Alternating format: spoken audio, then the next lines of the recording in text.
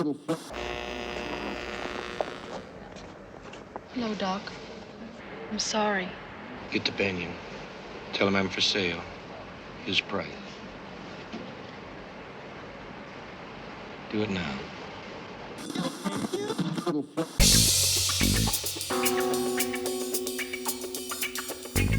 Welcome to the Cinematic Flashback Podcast. Get ready to hop into the Wayback Machine as we journey through the wild, bold, and unforgettable films of the 1970s. Each episode, we break down a classic movie or a forgotten gem, seeing how it performed then and now, and wrapping things up by asking, did it groove through the decades or did it lose its feet?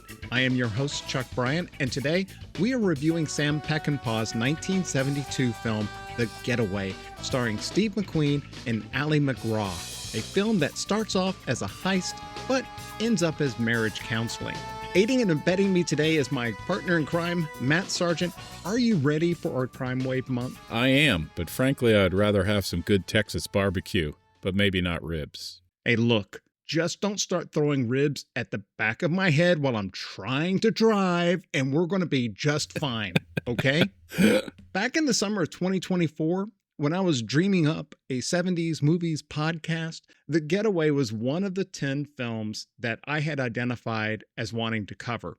I had first read about this film in the Tarantino book, Cinema Speculation. To be perfectly honest, if I was going to make a Mount Rushmore of new Hollywood film directors that we have covered so far to date, that Mount Rushmore would include Friedkin, Hal Ashby, Robert Altman, and joining that group has to be Sam Peckinpah. In the words of one of my favorite Canadian fishing podcasts, 100%. This is another of the great things about doing this podcast. I had heard of this film and maybe seen a few scenes, but I had not seen it, and it was a treat. I certainly have heard of Peckinpah, and glancing at his filmography, what a powerhouse. He really was a prolific writer and director. I think it would be awesome if our listeners might post a comment on whatever platform they're using, letting us know what directors and actors' faces would be carved on their personal Mount Rushmore. Well, speaking of our listeners, Matt, who is talking to us today? Today we get word from Digital Time Lord, giving us his review and also giving us 5 stars. And I quote, "I'm a big fan of 70s film. This podcast hits the sweet spot. Looking forward to future episodes." Thanks, Digital. I can call you Digital, can't I? Hey, kids, be like Digital Time Lord and spread the good word about us in 70s movies. They are fun to discover or rediscover. And after you're done sending out mass mailings to all your relatives and friends, drop us a review. They really do mean the world to us, and we read each and every one. They mean a ton to us. We just really like doing it, and we like to see that people enjoy the podcast and then hopefully enjoy the films, because that's really what we're about, is we're trying to point out some real, hopefully usually winners from a bygone era, the 1970s. Yeah, as Matt just said, we enjoy reading your feedback and sharing them in each of our episodes. Today, we are talking about The Getaway. But before we dive in, I want to start talking about Rogers and Cohen. Matt, have you ever heard of them before? I can't say that I have. Well, you remember how back in early Hollywood, actors and actresses were promoted almost exclusively by the film studio, right? Yeah, sure. The golden age of Hollywood, or what we would call, quote unquote, the system, right? Exactly right. In 1950, this is where Henry C. Rogers and Warren Cohen come in. They opened a marketing and public relations firm, and the firm became known for representing talent outside of the traditional studio system. Enter David Foster. Foster was a graduate of USC's film school in 1953, and he began a career as a publicist with Rogers and Cohen. David Foster, the producer of The Getaway. But he wasn't a producer yet. So among his clients was Peter Sellers, Sonny and Cher, Shirley MacLaine, and Steve McQueen. So he was McQueen's publicist. And Steve McQueen thought that Foster should be a producer more so than a publicist. And that led him, Foster, to become a partner with Alan Foster Ingersoll and Weber, where he produced his first film, McCabe and Mrs. Miller from 1971. Go back to our review of that film from season 1.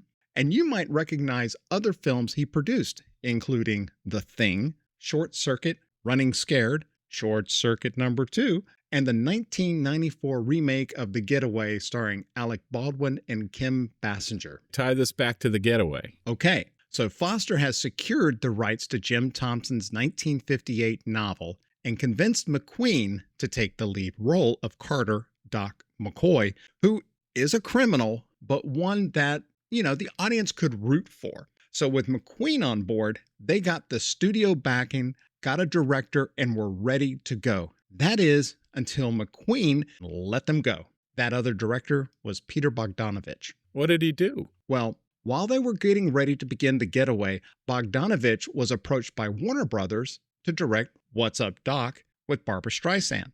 But there was a stipulation. He needed to start work on that right away. Well, Peter wanted to do both films, and that just wasn't going to work. So Bogdanovich was out and replaced with Sam Peckinpah, who had previously worked with McQueen on the film Junior Bonner. But that wasn't the only change. You see, Jim Thompson, the author of The Getaway, had been hired to write the screenplay. But there was beef once again with, you guessed it, McQueen, and well, exit Jim Thompson and enter Walter Hill. He was still writing screenplays. He would go on to direct films like The Warriors, Southern Comfort, 48 Hours, and many more. But I wanted to bring up Hill because he would go on to found Brandywine Productions. Brandywine would go on to produce the Alien franchise and the world's most perfect sequel, Aliens. According to Matt. The only thread that was still hanging out was casting the role of Doc's wife, Carol McCoy. So Bogdanovich, he was dating Sybil Shepherd at the time. Maybe a romance had started during the filming of The Last Picture Show. And Peckinpah wanted to cast Stella Stevens. Now, I heard that name and I remembered it from somewhere and I had to look it up. She played the wife of Ernest Borgnine's character in the Poseidon Adventure. And if she wasn't available, then someone like an Angie Dickinson or maybe a Diane Cannon could fill that role. But ultimately, David Foster suggested Ally MacGraw, who was very much in demand after the commercial success of Love Story. And with that, they were ready to film The Getaway. I was sure you were going to end up leading us with a link to Star Trek. I have nothing on Star Trek this episode. I am sorry.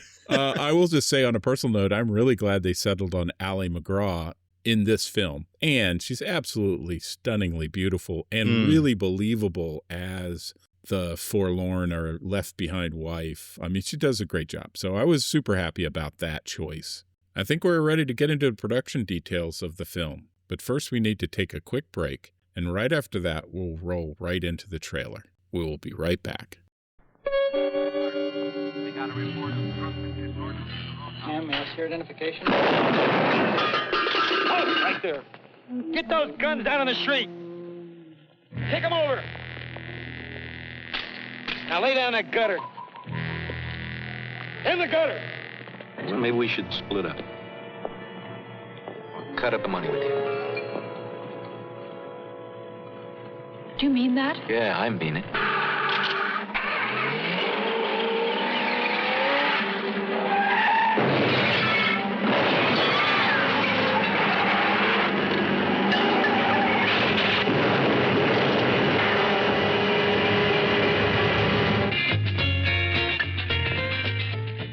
McQueen, MacGraw, The Getaway. Rated PG. Welcome back. We are in our non-spoiler section, so let's dive into the production details. The Getaway was released in December of 1972 and distributed by National General Pictures with a running time of 122 minutes. It had a budget of around $3 million and grossed somewhere in the ballpark of $36 million. It still holds a rating of 84% over on Rotten Tomatoes with the critics and 81% with the audience. It was directed by Sam Peckinpah.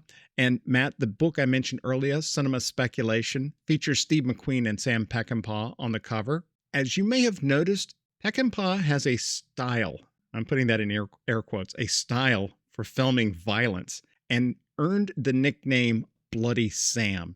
And that style often involves slowing down the camera and really focusing on the impact of violence so that It's in your face when you're watching that. Peckinpah was so embedded in the cultural zeitgeist of the 70s that his style was actually being satirized on Saturday Night Live, Benny Hill, and Monty Python. He made films such as The Wild Bunch, The Straw Dogs, and Bring Me the Head of Alfredo Garcia.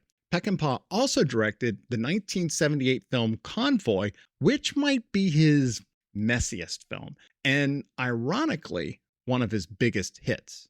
Peckinpah also had a well-known reputation with, well, let's just say for Sam, it was after 5 o'clock somewhere. Here's what Sally Field had to say about Peckinpah. And then in 72, you did Steve McQueen, Ali MacGraw, The Getaway. I did. Can you believe that? That must have been thrilling. Oh my God. To work with Strother Martin and Dub Taylor and Sam Peckinpah. Right. He was nuts. He was. Oh my God, he would start drinking. May he rest in peace. Sam, I miss you. He would drink from 7 o'clock in the morning on the set on. By 10 o'clock, he was plastered. My co-star, Al Lettieri, the big thug who played the gunman, he was plastered. They were both hired in a kite. I don't mean to offend the viewers, but we would go to screenings at night after we finished filming to see the dailies of what we had shot a couple days before that got sent to Los Angeles and the film got processed. And then it would get sent back down to Texas for Sam Peckinpah to view. And he would sometimes invite us. Well, he'd been drinking all day by then. Well, if he didn't like the way they processed the film, he would stand up and urinate on the screen. Oh, my It was goodness. fascinating, ladies and gentlemen. Fascinating. Generally, I'm impressed with both the amount of work he did and the quality, and also that he really cut his teeth on classic Westerns. You can certainly see the direct reflection of the Western on The Getaway. Classic lines of outlaw, his lady, and the posse, and bad compatriots. A little like Eastwood's The Good, Bad, and the Ugly, or a later classic Western like Open Range. And I can certainly see that in later films, his techniques for showing the action, the violence action, is definitely, like you said, kind of his signature. I will say that some of the action scenes in this movie were a little bit ridiculous in terms of, the blood looked like red paint. And sometimes in slow motion, you have to be really careful with the technique because you have so much of an opportunity to realize it's fake. Right. So other than that, super impressed with the whole body of work that Peckinpah had in terms of what I have seen and what I looked up when we started to do this film. So that was quite interesting for me to get a better understanding of where he was coming from. As we discussed earlier, the movie was produced by David Foster. The screenplay was by Walter Hill, based on the novel by Jim Thompson. Now, the score for The Getaway is a tale we last told on Chinatown. Composer Jerry Fielding wrote a score that ultimately was rejected. Fielding had previously worked with Peckinpah on films such as The Wild Bunch and Straw Dogs. However, once the picture was finished, Steve McQueen did not like the score and rejected it. Now, I'm not going to go into the details of what he didn't like about the music. It just did not meet the vibe that he was looking for in this film. So he reached out to his friend Quincy Jones to write a lighter, more jazzier score. Peckinpah protested, but he really couldn't do anything about that, and we're going to talk about that in just a few minutes. Personally, I am a fan of Quincy Jones, and if that name does not connect with you, I will start by saying he was an architect of modern music with a career that spanned, 7 decades and bridged not only the world of jazz, pop, R&B, but also of film. He was the producer of two of the biggest musical events of the 80s, Michael Jackson's Thriller and We Are the World. And if I was to ask you, Matt, to hum the theme to Sanford's Son, you would be humming Quincy Jones. And I think that as you hear the music in the film, you'll hear that harmonica, which he featured heavily in the theme song to Sanford and Son. I'll always remember Quincy Jones from my second year in college around 1981 when my roommate Michael introduced me to the album The Dude. I'm sure I'd heard things before, as you mentioned, but this was the first time I associated particular music with the name. I enjoyed the score, but as always, I leave the music stuff mostly to you.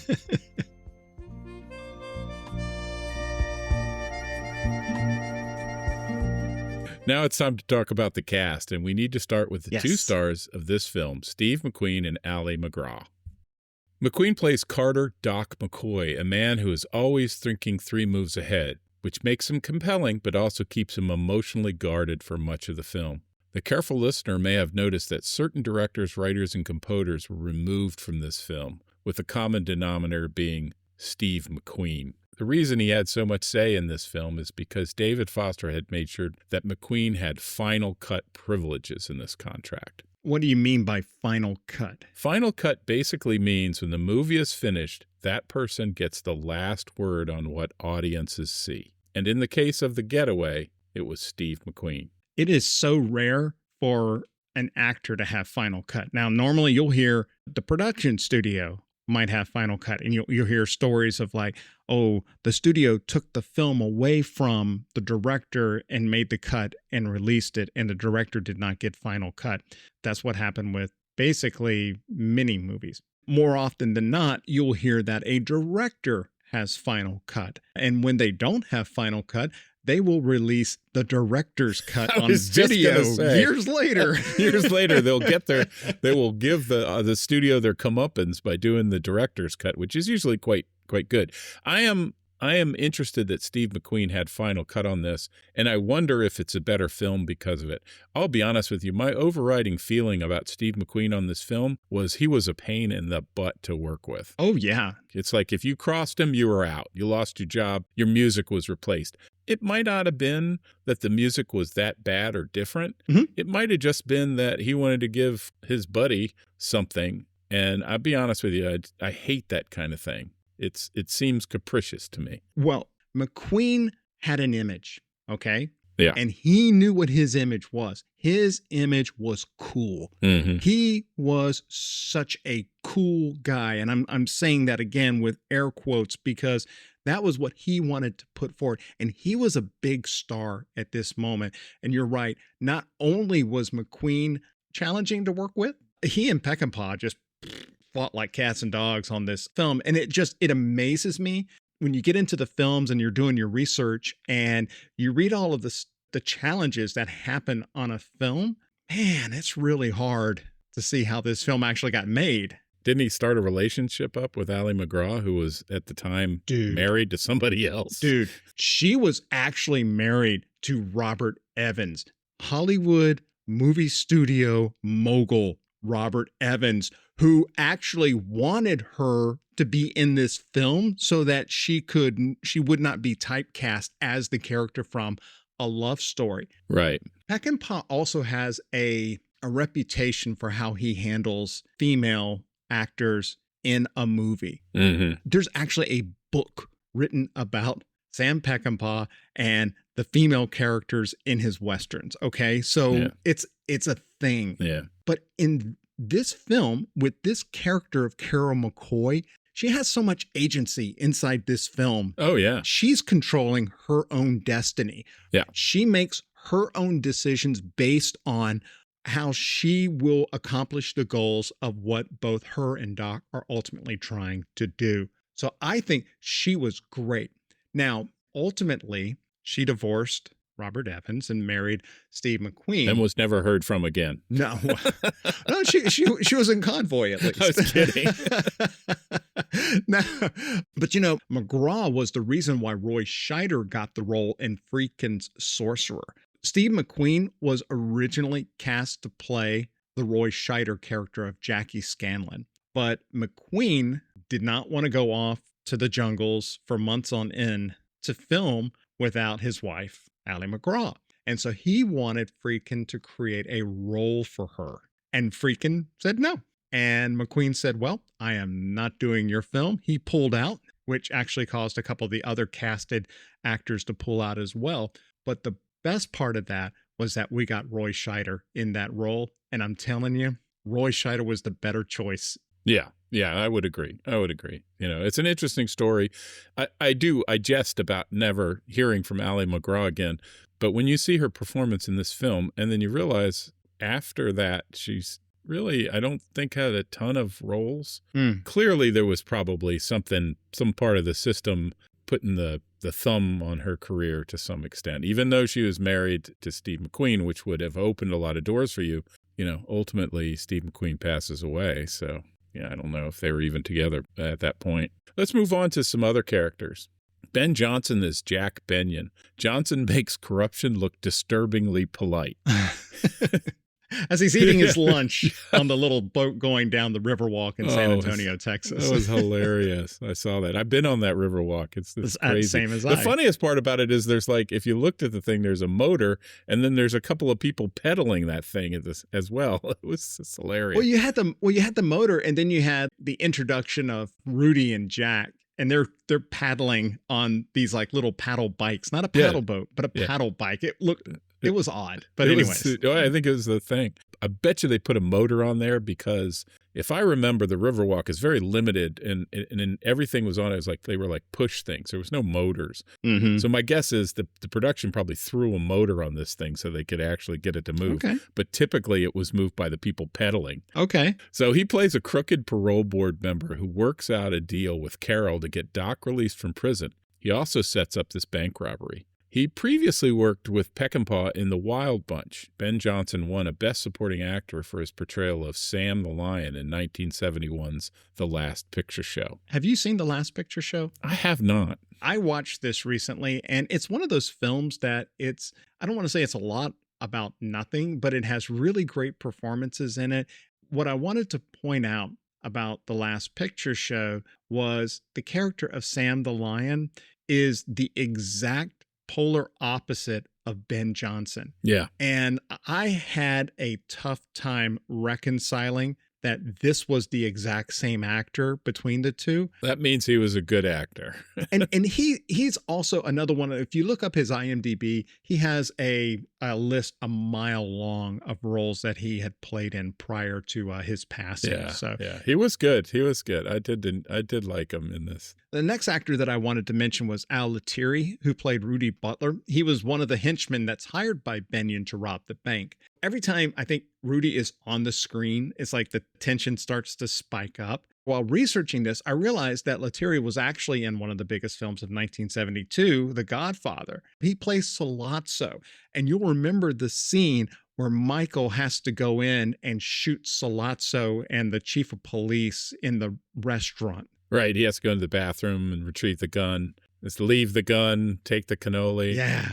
But Peckinpah originally wanted Jack Palance to play this role, but he did not have a big enough budget to pay Palance's salary. So I just think that's funny that you said that they couldn't pay Jack Palance's salary because, of course, I remember Jack Palance playing Curly in City Slickers. And he was much more of a comic relief. He was hilarious in those films, don't get me wrong. Yeah, he was great. But it's funny to say, we couldn't afford Jack Palance, so we went ahead and got Al Lettieri. I will say, on a sad note, I looked up Al Lettieri's IMDb, and it looks like he passed away literally right after this film was released and The Godfather. What a sad state of affairs to star in, too. I mean, he did a great job in this film. He's a horrible role, horrible obviously. Character. Yeah, horrible character, but obviously a great actor. It's really sad to see that he died almost immediately. The Godfather wasn't out in theaters when Al Lettieri was cast as Rudy Butler. Peckinpah had seen him in Jerry Schatzberg's Panic in Needle Park. And if Jerry Schatzberg sounds familiar to you, we discussed him in our last episode, Scarecrow, so go and check that one out. Do you remember when we talked about The Conversation? And it was Cindy Williams starting the conversation. Yeah. It was hard for us to see Cindy Williams in that role because we knew her so well from Laverne and Shirley. Right. So I was curious as I was watching this, what was Matt's reaction going to be with Sally Struthers playing Fran Clinton? Yeah, my reaction was she was quite attractive. She was very, very pretty. So, not that Sally Struthers wasn't pretty in later life and when she was filming All in the Family and stuff, but I will say that the character she plays is just horrific. Yes. She is a horrible, horrible person. So Sally Struthers as Fran Clinton plays the wife of the veterinarian. The two of them are kidnapped by Rudy, and Rudy makes them fix him up because he's got a wound. The veterinarian fixes him up, and then he kidnaps them and makes them drive them because he wants to intercept Doc and his wife and the money. She may be the victim of circumstance, but it's at one point during their incarceration, she's holding the guy's gun, and it's bad news. She was a willing and able participant in this relationship, as we're gonna talk about Fran here. She was clearly in search of excitement. She didn't like her life in the middle of nowhere with the veterinarian, and this was an opportunity for her to act out. Remember, you mentioned before that Peckinpah's treatment of women generally in film have been noted upon, and this is certainly one of those where really a lack of moral compass is evident. But we'll talk more about that later. Now, I'm sure you recognized the actor who played Harold Clinton, Jack Dodson. You might not know his name, but I'm sure you remember his face from the Andy Griffith Show. Oh, absolutely. 100%. When I saw him, I recognized the face right away. It took me a tick or two to realize it was on the Andy Griffith Show. I couldn't have named the actor, but certainly knew the face. It's very recognizable. Oh, yeah. The last actor that we want to talk about is Slim Pickens, who makes a small appearance as the character only known as the Cowboy. I do want to make note that in the remake of this film, this character's name is not the Cowboy, but it's Slim, which is a little nod of the hat to Slim Pickens. Oh, that's a nice nod. Yes, I thought it was as well. Yeah. Have you ever heard the story of why he's called Slim Pickens? I had not heard it. He was born Louis Burton Lindley, but, everyone just calls him Bert. And he loved the rodeo. He liked to ride. He did all of that stuff, but his father forbade him from actually going in and competing. To hide the fact that he was actually entering and competing, he went, and the rodeo manager said, hey, look, if you win anything at all, you're not going to win much. I mean, it's just going to be Slim Pickens. And so he said, I think I'm going to use that as my rodeo name so that my father doesn't find out. Turned out that day he won $400. During World War II, when he enlisted in the Army, Slim was asked what his profession was, and he said rodeo. But the recruiter thought he said radio. And that's how Slim Pickens spent his entire enlistment at a radio station in the Midwest, and consequently broke into show business. I also heard that he was a rodeo clown. Yes. As sort of a lot of times if you're in a rodeo and you're not competing, or you have to do something so you can make bucks because you might not win, you're a rodeo clown, which is actually a pretty tough job, but you got a steady paycheck. All right, Matt, that's our lineup. So why don't you grab that cover to the Blu-ray, go ahead and turn it over and give us the synopsis. Be glad to, but I'm going to edit what the Blu-ray synopsis says to be more accurate. Go for it. Here we go. Master thief Doc McCoy sends his wife to the local political boss in order to spring him from jail. He understands that in order to be sprung, he must do a bank robbery for the political boss. But what he doesn't know is that his beautiful wife had to sacrifice herself and her honor to spring him.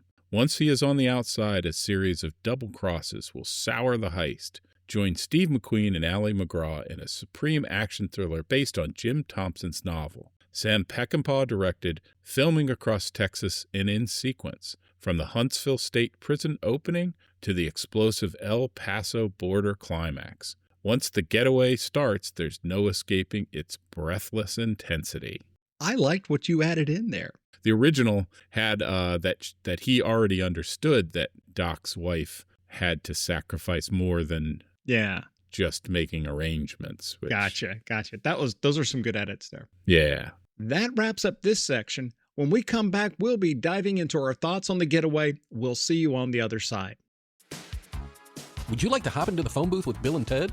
Go back in time with Huey Lewis and dive into the totally tubular world of the 1980s? Welcome to Children of the 80s, the most excellent podcast that takes you on a nostalgia-fueled journey through the raddest decade in history. Join Jim and Lindsay as we transport you to a time when neon ruled, big hair was gnarly, and the music was like totally radical.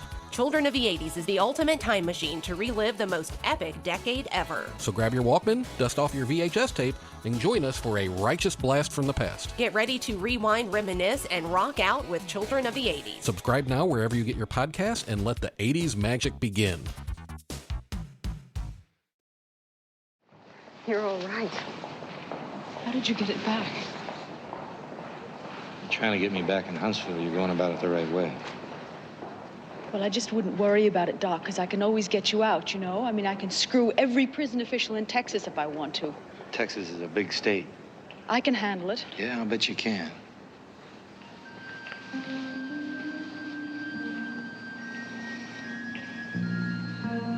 You'd do the same for me, Doc, wouldn't you? I mean, if I got caught, wouldn't you? You don't like the way things are. I don't like the way things are. Well, what are we gonna do about it? Well, maybe we should split up. I'll cut up the money with you. Do you mean that? Yeah, I mean it.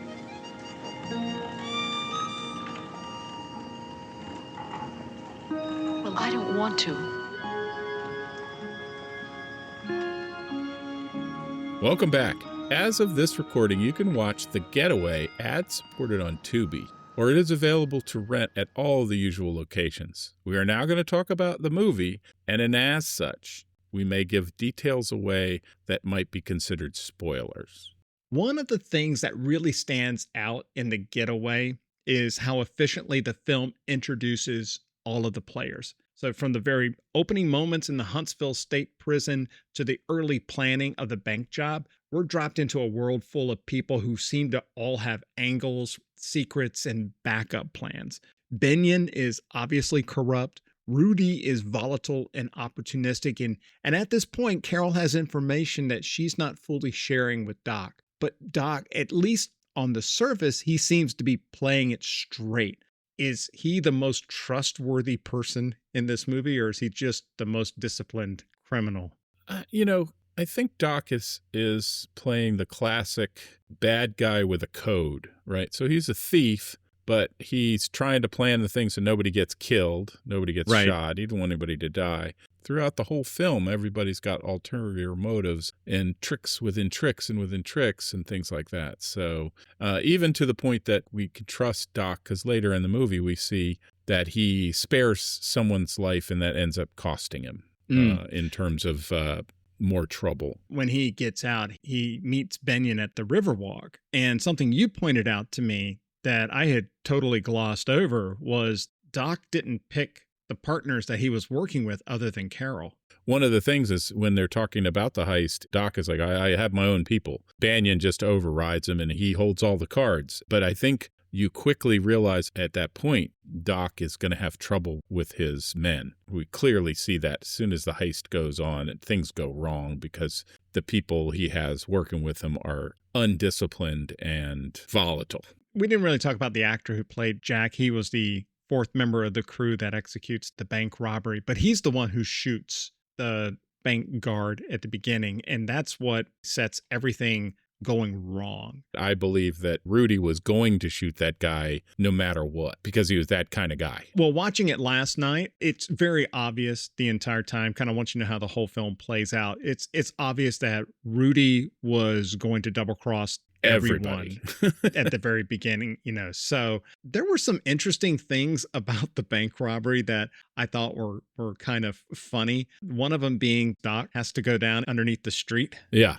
And that sets up this kind of funny moment where Ally MacGraw has to turn off the car and act like the car won't start. Right. Yeah. I don't know how Doc didn't get killed by trying to cut that electric power with it looked to me like he was cutting it with hedge trimmers or something.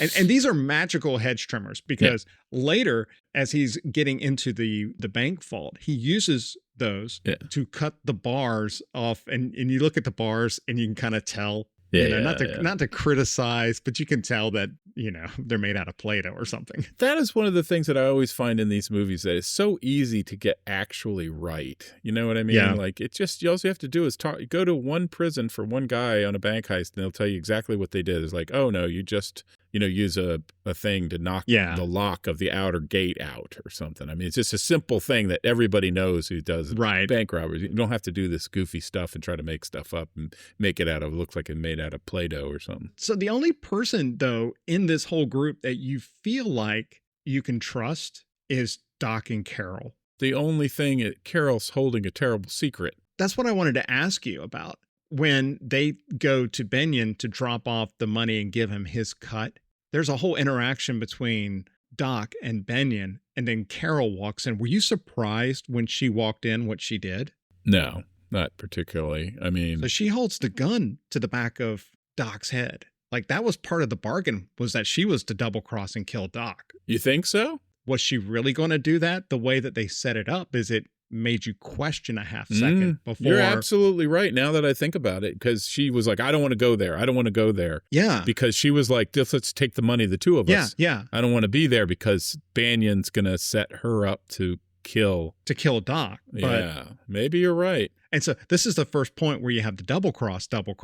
Right. Because, Now, wait, just real quick. Was that before or after he confronts her about sleeping with Banyan? It was after. That's before. So the next scene is on the side of the road. Because like if you this look is at when he puts it together. That's why because like if you look at Doc, he's putting it together, and at one point, and this is a great scene that it's such a great shot that goes by like a half second. Both of them are pointing their guns at each other. Yeah. Because he just realizes how she secured Doc's release and Banyan's participation to parole him was a deal for her to sleep with him and also to kill Doc. No, I can see that. When I was watching the film, I was clear that what Doc was asking Carol to do was go see him and secure his freedom by sleeping with him. Oh, okay. Like he was telling her to do that. So the idea later that he's like, didn't know was shocking to me, because it seemed to me maybe I'm too hard boiled that's what this guy would immediately go to this guy and secure my release, do whatever you have to do. I've watched lots of heist films. And one of the things you don't do when you're leaving the heist is drive like a maniac, because you will get in a wreck. And it's like somebody has not told them you cannot drive like a maniac, right? You're not even being chased at this time, right? Just slow down, right? Just slow down. This is the part of the film that's a little confusing. Yeah. Part of the plan is that they have two diversionary tactics. Okay? Right. Because there's like one squad car, he's a roamer.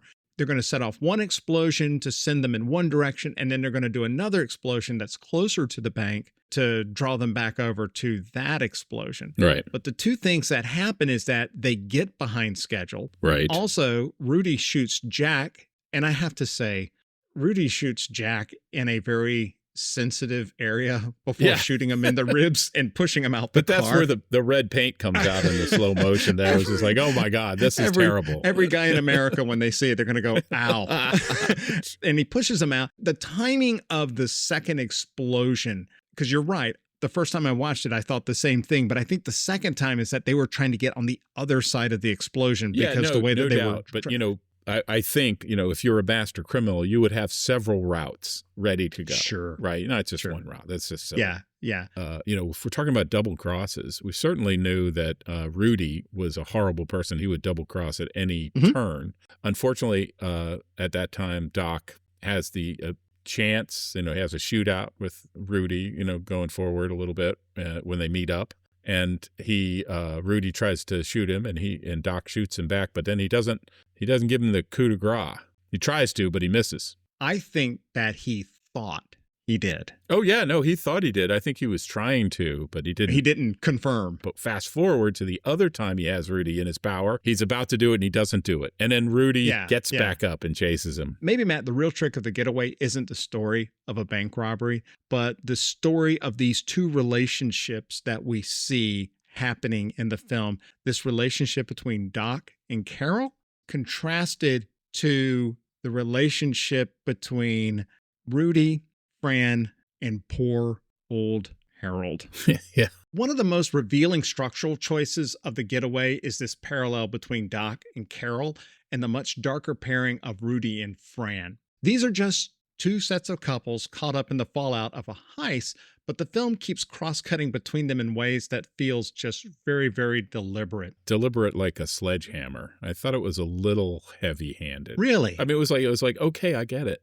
There is definitely some parallels here. Let us draw it. But it was like, see, they're doing this. See, these people are doing that. See, they're doing this. See, this people are doing that. And I appreciated it for what the nuance that was trying to be done, but I personally thought it was heavy-handed. I like that you see, though, that starting with that scene on the side of the road where Doc is slapping her. Yeah. That doesn't get resolved it doesn't get resolved after the train station. They keep cutting back to it, and there's just a little bit more and more coming together between the two of them. Yeah, an evolution, I would say. It wasn't just like, snap your fingers, everything's all good again, which is, I thought, very realistic. You and I, we have this vision of Sally Struthers as Gloria Bunker, right? We mentioned Cindy Williams earlier. I think maybe in this film, I have more of what your reaction was about Cindy Williams with Sally Struthers in this film, which means she is much better of an actress than I was giving her credit for. Yeah. Because if I hated her this much in this film, that goes to say a lot. Yeah. And one of the things that emerges from this film is this study in two extremes. So one relationship is strained, but it's fighting to survive, while the other is built entirely upon coercion and domination. Yeah, I agree with that 100%. It's definitely not exactly two ends of the spectrum, but definitely one that's representing a partnership that's trying to fix it. And the other one is there's no partnership at all. The binary setting of that is you have two people in this. They're both trying to negotiate prior actions and things, resentment for putting me in this situation where I have to do this thing to get you out of jail. Why are you even in jail? Why did I have to wait for you for 4 years? A lot of resentment there. And then on his side, why would you do that thing? Why didn't you tell me that you did that thing so I could make alternative plans? Why were you trying to protect me? You know what I mean? Mm-hmm. So but I think they're coming together, and the opposite is that, the other couple is, he's just dominating her. And even when it seems playful, it then rapidly devolves into some sort of violence or domination. He's throwing the ribs at her. And then as soon as she starts throwing ribs and French fries and stuff like that, all of a sudden he's like, I'm done with this game. Yeah. It's all fun and games for a little while. Until Rudy doesn't want to play anymore. Did you ever feel like Doc might lose control the way Rudy does? I was kind of shocked when he actually slapped his wife after this happened. I thought that's where he was going to lose control. I don't think he was pleased with himself. I think we've talked a little bit about this, but what did you think about Carol's motivation? She wanted to get her husband out of jail. The cost of that was to help do this heist. We have no information on what their relationship was before. He clearly was a thief before because he's in jail for it. He clearly loved her because you see him thinking about her. Clearly, she seemed pretty comfortable in the car. She wasn't freaking out when things were going bad. She kind of sat there while he was shooting people. So to me, it's like, I think maybe she was also a thief that just had been caught. Carol was the best wheelman in the entire movie. Hang a you.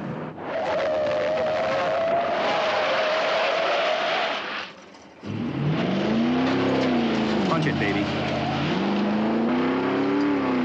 Oh my word. Yes. Yeah. She hangs the Louis. She is an incredible driver. He says, do a U-turn. And she does a skidding U-turn to get back in front of the bus. She would make Popeye Doyle proud the way she whipped that car around. So that's what leads me to believe that she's been a partner. And she could handle a gun. Yes. She was right there at the very end, taking down bad guys left and right, just along with Doc. Yeah. Was Fran just trying to survive, or was she really on Rudy's side? No, I don't think she was on anybody's side. I think she just floated around on whatever current or whatever power was there. Mm-hmm. And she just had no problem switching to this other man. And we find out that her original man killed himself. The word that came to me, and this might be the wrong word, the word for Fran was amoral, right? Mm-hmm. She had no morals, maybe other than that little cat that she brought from the veterinarian all the way down to El Paso. I agree, 100%. We'll pause here for just a moment.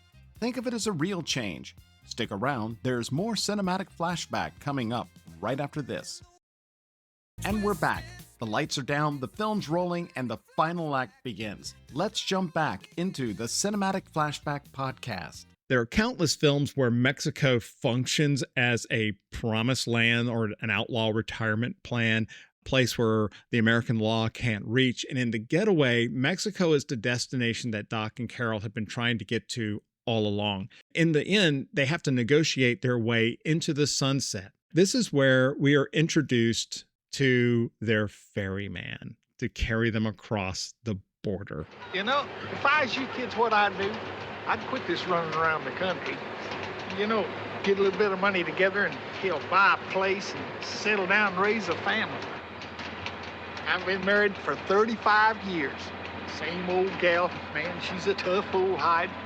God dang, everything I am, I owe to her. We got unexpected marriage advice from the cowboy, played by Slim Pickens. He's good, and he's great in this. Mm-hmm. He provides kind of a balm. We've been on this wild ride, this craziness, the chase and the murdering and stuff, and you have this guy who's just very even-keeled, even though at the beginning he jumps his truck over a big ledge and he's all crazy. You know, he's in. He's like, Slim Pickens at this point. Right. I'm going to help you guys out. You know, we'll do what we have to do. Right. And that was cool. But then after that, they're like talking to him. It's like, we need to get across to Mexico. And he's like, yeah, no place. When, you know, essentially he drives them across and they get to the border and he winkles their way through by just saying a few words to probably somebody he's talked to many, many times going across at the spot. Mm-hmm. And the guy's like, yeah, just waves them on. And barely checks any paperwork. You know, certainly they don't have their passports with them. Sure. It's just cool because basically it brings you off, you know, all this action into the smooth runway of the end of the film, which I really appreciated. Earlier, I said that this film was very, very efficient with the starting and of introducing characters. And I think the film ends very similarly. Yeah. Before the big shootout, I think that Doc and Carol have finally started to heal. I think they've come back together. Mm-hmm. But they have the big shootout. They coerce the cowboy to take them across the border. And I think that it's in this that we finally get the answer to the question of, are Doc and Carol going to make it? For me, I want to believe that they did as they drive off with his truck into the sunset. They gave Cowboy $30,000, but the negotiation for the $30,000 is he offers 10. The cowboy says, well, what about 20? And Carol just says, what about 30? Says, you got yourself a deal. Absolutely opposite of how you would negotiate. You don't go up, you would cut it down. But to me, it was like, look, we're done hurting people to get what we want. We have the ability to help this guy. We're going to help him. We're just going to say, what about 30? And they bought his truck, but really what they bought was his walk back and his silence. I think it was a valuable purchase. So now they're in Mexico with $470,000. You're going to live like a king for the rest of your life if you just live quietly and unobtrusively. So yes, I believe 100% they die of old age in Mexico. Are we ready to ask the question? I think so. Does the Getaway groove through the decades, or did it lose its beat? What do you think? So for me, without a doubt, this film still works well. There are some things that point to a different time and morality, but overall, it was a great film to watch and I enjoyed it. I especially liked the ending. I was preparing for a final shootout or for Carol to be killed as the price for Doc's escape. You know, a classic tragedy, right? Yeah. Which this was building up to be. I was pleasantly surprised at the ending. And I will say watching the film got me to look up Steve McQueen and how he died. And he died in Mexico seeking alternative treatment for his cancer. Really? That was probably caused by exposure to asbestos while he was a Marine. It's very, very sad. And I'll also mention Al Lettieri, who must have died very shortly after this film was released because I think he passed away in literally the next year. Yeah. I just think that's a tragedy because this guy had some acting chops, I think. He really played a great heavy. He had a great look about him, and I gotta believe that if he had lived, he would have starred in a lot of films as the heavy, and he would have been fantastic, and he would have aged well as well, in my personal opinion. One of the reasons we love this podcast is we can look back at these films and we see these actors who did not make it into the 80s, 90s, 2000s, or present day. They died in the 70s, but they died at the peak of their career. And this is the only chance to see them. And you know what? You'll only find out about them here at the Cinematic Flashback Podcast. So keep listening. Well done there, Matt. Well done plug there, sir. I always appreciate that. This viewing marked my first official bloody Sam Peckinpah film, and his reputation definitely precedes him. I mean, I've never been the biggest fan of Steve McQueen, maybe with the exception when he was billed as Stephen McQueen in The Blob, but I understand his appeal. So he comes into this film with a lot more control than I expected, and I'm not always convinced that it works in his favor. This whole coolest guy in the room vibe always kept Doc at a little bit of a distance, especially when you compare to Ally MacGraw, who really brings the vulnerability of this husband and wife dynamic. She was absolutely amazing in this film, and I think she is possibly my favorite part of this whole film. As we discussed, Peckinpah's signature slow motion just pulled me out of the scene almost every time. I don't know if you remember like how Robert Altman and McCabe and Mrs. Miller, or even in MASH, he'll do these really fast zooms, right? And every time you see it, you just know that this is a fingerprint. It's a style. Yeah. It was a choice. But every time they do it, it always just draws me out. And it starts to make me think more about that there's actually a camera and less about the story. So I'm the jury's out for me. But you're right. Al Lettieri, he was great as Rudy, because if you can't dislike him, there's no reason to even bring in Sally Struthers Fran. They are the anti-Doc and Carol. They're that dark mirror. With all of the violence that happens at the very end, Slim Pickens is kind of like lemon sorbet that you need to cleanse the palate, right? So we're hopping in the truck, we're another getaway chase scene, but then it kind of slows down a little bit more. He offers a lot of sage advice from his marriage. And for him, it works out. He pockets $30K. He made 6 times in that transaction than what he did the entire year before of his garbage collecting. And, he just walks back to the border like a boss. This one wasn't quite a slam dunk for me, but I definitely think it grooves. Matt, did you have any final thoughts? This film really reminded me back when I was in the joint and my old lady had to get me out. Tale as old as time. I'm just joking, honey. You didn't have to go see the warden or anything for me. I'm glad to hear all of that. You had me worried. That wraps up our first film in our Crime Wave month. Join us in 2 weeks as we return with Don Siegel's Charlie Varick, starring Walter Matthau, Joe Don Baker, and Andrew Robinson. Thanks for tuning in.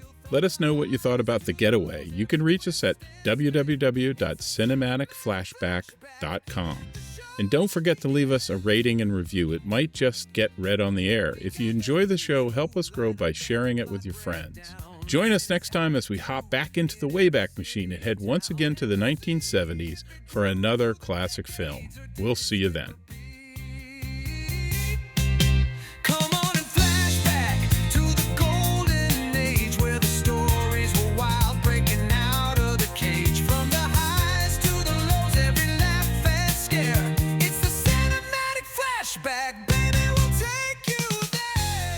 Get back there with your mother, because if you don't, I'm gonna break your little arm.